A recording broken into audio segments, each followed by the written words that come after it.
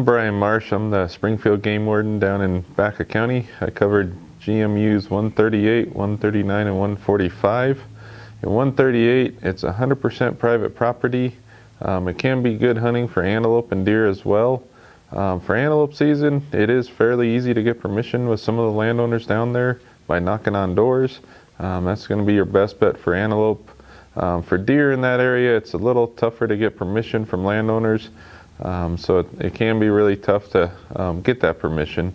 In 139, it's probably 70% private. There is quite a bit of national grasslands with the Comanche National Grasslands in the southern half of the unit. There's also 3 state wildlife areas. Two Butte State Wildlife Area, it's on the northern portion of that unit. In that state wildlife area, there's a mix of both whitetail and mule deer. And on a rare occasion, we do occasionally have antelope out there.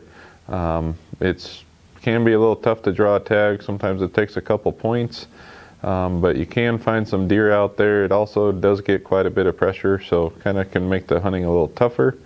The other wildlife areas we have is Turk's Pond.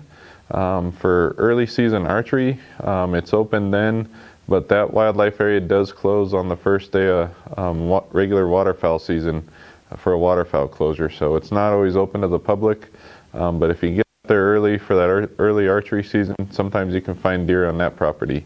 It also has a mix of both whitetail and mule deer.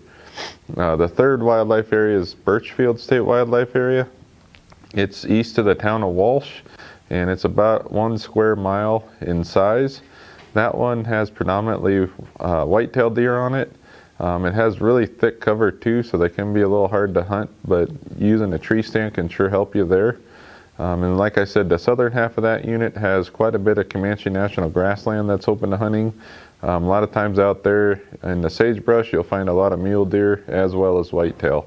So there's quite a bit of access there on the grasslands.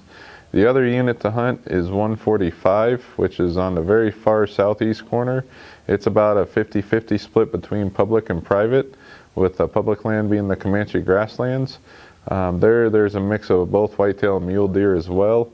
Has pretty good access for antelope too.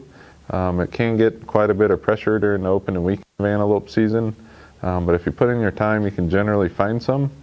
Your best bet to find out where the grasslands are too is to get a motor vehicle use map from the Forest Service. It's a free map. It shows really well where the roads are and where all the grasslands are versus the private. So those are good maps to have. You can get them at the Comanche National Grassland office in Springfield or La Junta, and that'll get you in the right direction. Small game wise, we have good numbers of quail, both bobwhite and scale quail. Their numbers are about the highest they've been in several years now. Our pheasant numbers are still not what they used to be. They're slowly coming back. But if you come out and hunt some of the walk-in access areas, generally you can get into some birds there. So some of the upland game birds can be pretty good. Our waterfowl numbers, we haven't had enough rain to fill up Two Buttes Reservoir. It's getting lower, so we don't have the numbers of geese and ducks that some of the other areas around the state have. There's still a chance to get into some of it, but it's kind of limited. So that's some of our hunting opportunities down here. So good luck and come out and have some fun.